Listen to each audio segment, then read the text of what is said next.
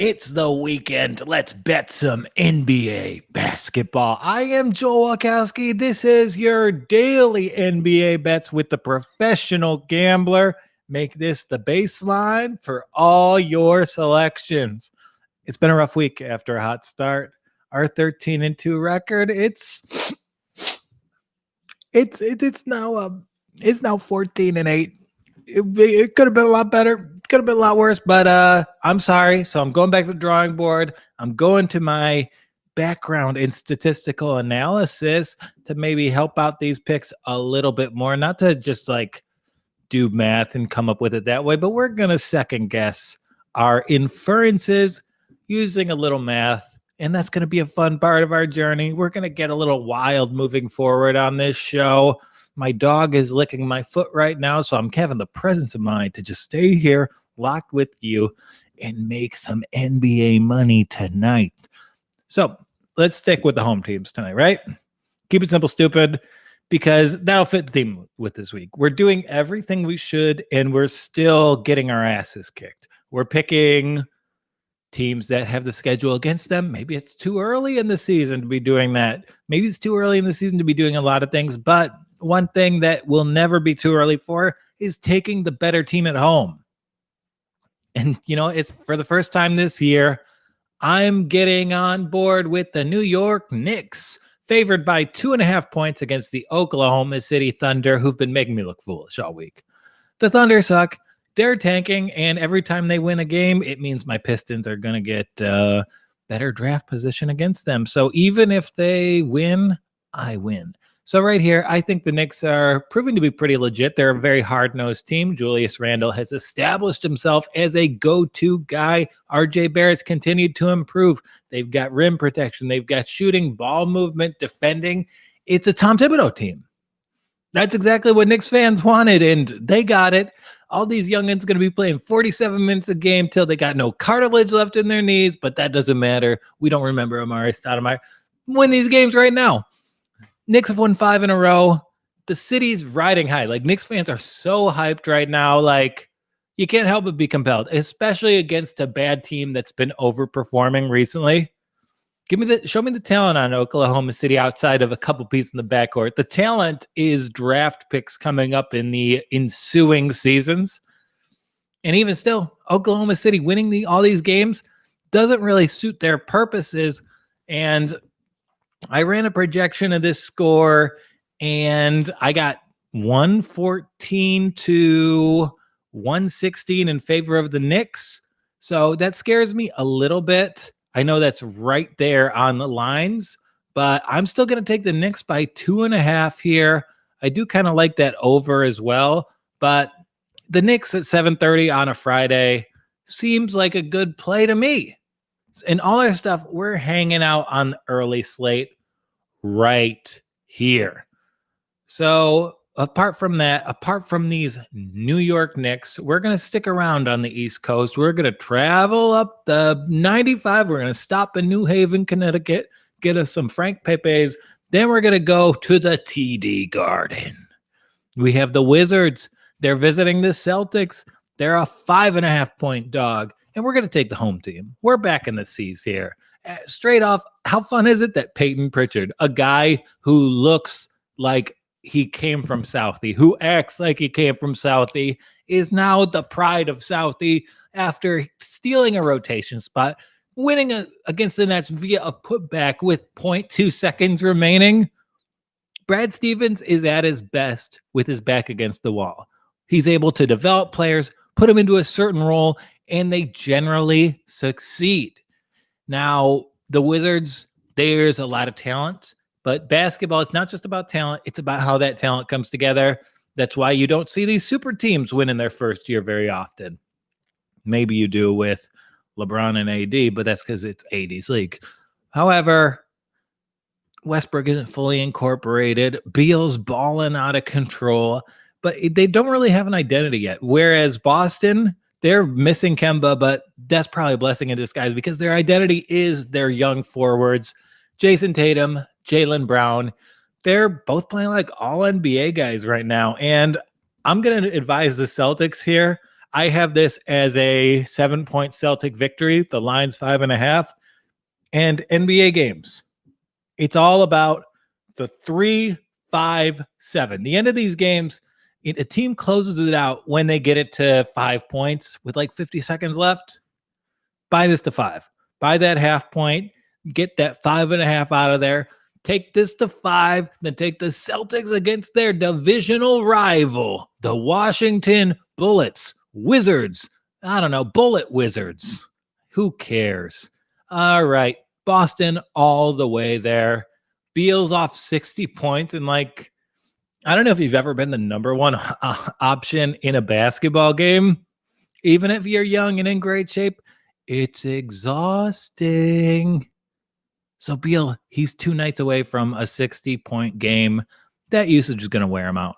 This young Boston team, I expect a kind of statement victory. Like, I would even be tempted to, if you're in a state with legal sports betting, if you can go on to PointsBet or BetMGM or maybe even DraftKings or FanDuel, I would even look for an adjusted line on this one if I were you. I'm in New York, so I've got limited options, so I'm just buying the half point. Celtics by 5 there. Okay, our last one. We have the Utah Jazz. What would Utah Jazz even sound like?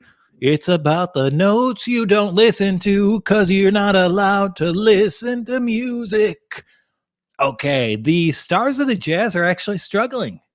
They've been supposed to beat up on some East Coast teams on their recent swing. Didn't happen. Knicks took it to them 2 nights ago. Now they're heading to Milwaukee to end their road trip with a game against the Milwaukee Bucks, a team that is just now getting it. The Milwaukee, like we mentioned, they had a lot of new pieces to incorporate, but they've had some Peter McNeelys on the schedule. That's a reference for all you old guys out there like me. $5 free bet to whoever DMs me at Joel Walkowski on Insta to tell me who Peter McNeely is. Okay, so in this one, 5 is a tough spread here. Utah's a good team. Utah played bad last night, but I still like the Bucks here.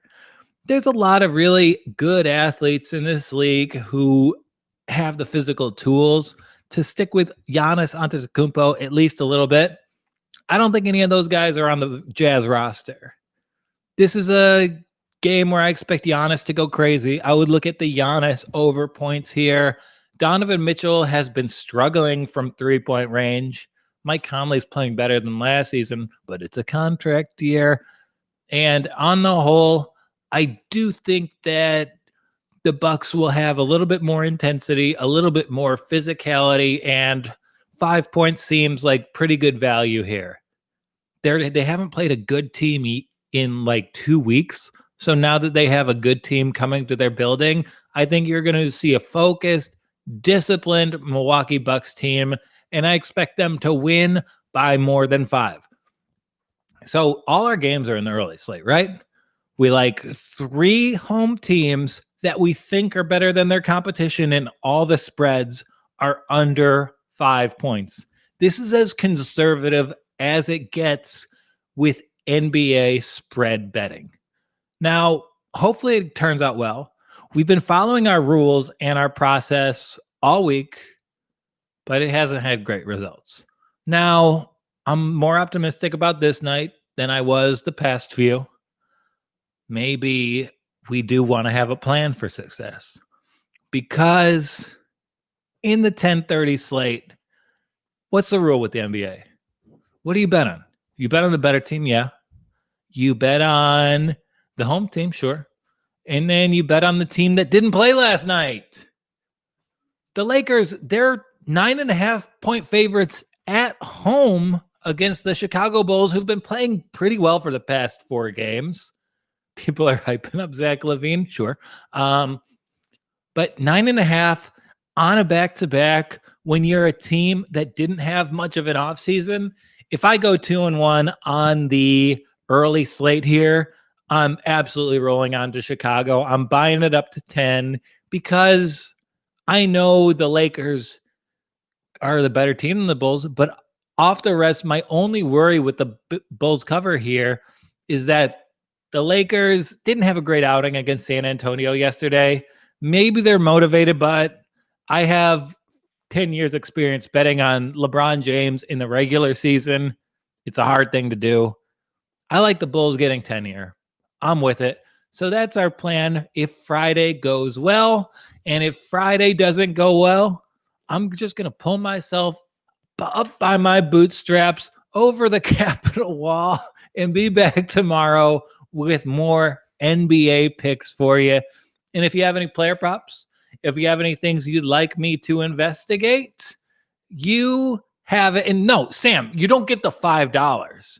My producer, I said I'd give someone $5 for telling me who Peter McNeely is in my Instagram, mind you. Sam, he replies to me on the feed here expecting $5. $5 for my boss? Deducted out of my last month's invoice, which I'm still waiting for. So if you have any player props, any questions on today's NBA playoff action, I will give you guys a minute to reach out and ask me anything you would like to ask. And in the meantime, I will pull up some Bill Laimbeer highlights for you guys to watch.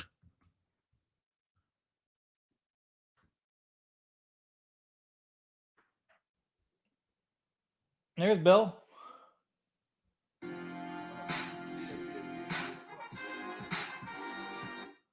Bill Laimbeer highlights should not be set to a rap song, right? I don't think he knows what rap music is, so it doesn't seem appropriate. Oh, yeah, look at him. Big guy shooting threes. He would translate to today's game 100%. He'd get ejected immediately. If people think Grayson Allen's dirty, they would think Bill Laimbeer is mud. Okay, so I don't think we have anything coming in just off the top of my head. I do think Giannis Antetokounmpo over points is pretty good. I think if Josh Jackson plays in the Detroit Suns game, Suns minus 7.5 could be good value. I think Josh Jackson over points against the team that really failed to develop him now that he's thriving in Detroit could be good value as well. And apart from that, given that Donovan Mitchell has missed so many threes, I think he'll be given the green light until he gets on track. So I think just as a standard, Donovan Mitchell over for three-pointers made could be a good way to go. So that's my thing about the Friday NBA action. Let me know yours and let me know who Peter McNeely is, and I will place the $5 bet of your choosing on my own personal account. That's pretty cool. That's not from my work. And Sam, if you really want that $5 bet, I'll place it for you. And if you want anything, if you want any hoops, catch me at the court. We'll play to 11. And okay, I'm being told that placing a bet for you is illegal. I was kidding. April Fools, folks. That's a great April Fool's joke. You want to pull it in early January. That's how we do it here at the Props Network. A little bit of calendar chicanery from the boys in blue and red. And if you do want our content, smash that subscribe button. I love all the other NBA guys we're doing content with. I mean, we all fall for the 76ers. We all fall for the trap of not respecting the Brooklyn Nets without Kyrie Irving. But we're some of the best collection of basketball intellects on the internet. So smash that Props Network subscribe button and you'll get a mix of analysis, comedy, fun, and just charming motherfuckers. That's who we are, baby. Smash that subscribe so we can live and thrive, and you will live and die with all these picks we're making to you 5 times a week on the Professional Gamblers NBA Picks. I'll be back tomorrow. I'll be doing one of these, and I didn't make my NFL video for the Props Network this week. I think I'm going to put on my bathrobe, whip something together, and put it out on my personal Insta tomorrow. So until then, I bid you guys adieu. He does that every time. He doesn't cut it